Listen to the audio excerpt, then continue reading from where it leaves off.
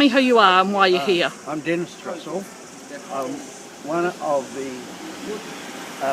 people involved with the environmental organisation Friends of the Earth, and in recent years we have not only been involved in issues to do with the landscape and natural ecology, what you might call the state of the country's natural ecology. We've also become involved in town planning issues, because these are environmental issues, and in issues of conservation architecture. And the reason that we're doing this is that the habit in modern cities of demolishing vast tracts of the city and then rebuilding them is a no-no now from the point of view of greenhouse gas emissions. It's a very big cause of greenhouse gas emissions.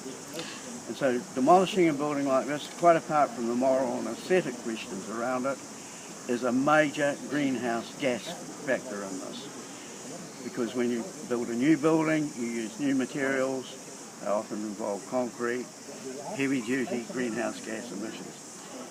So that's one of the reasons we're involved. We're also involved for civic reasons. This is a very important community structure, and it performs a very important cultural role.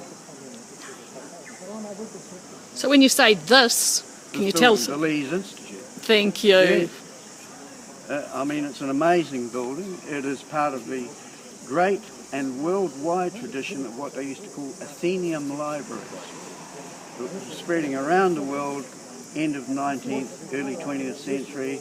It was an attempt to establish lay universities, so that people who could not afford to go to university could afford at least to get some solid reading done and educate themselves.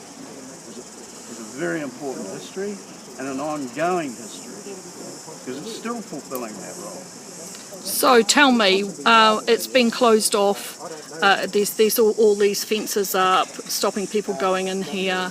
When did this happen? And it happened on the 19th of December, if my memory serves me right, which I think was a Friday, just before Christmas, and the council gave 24 hours notice to the staff and the public that the building was being closed. And that seems a little fishy to me when you do it just before the council goes into their what they officially call a one working day, which is a month at Christmas time when they close down. So that seems a little on the fishy side. Is there anything you'd like to say to that?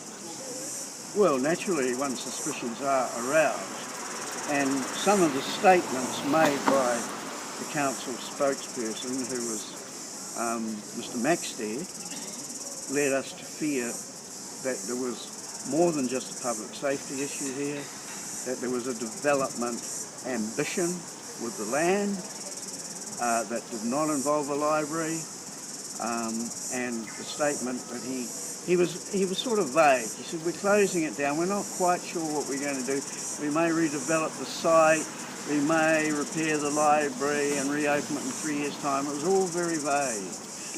Every possibility was being left open, and that aroused immediate suspicion. But luckily, in the case of the Leys building, the trust deed, which still has legal force, applies specifically to the ground under the building. And that deed says that this ground can only ever be used for a library and mechanics institute. Fabulous. What? So they can't put up a jail here, they can't put up a department store here, they can't even put up school here. This is what that ground was conserved for, and that deed has the force of a law. And what is the historic places grading on this building? It's an A-rated building, which means that only in extreme circumstances could demolition be contemplated. And we don't have extreme circumstances here. We surely don't. Nothing remotely near it. Okay, thank you very much.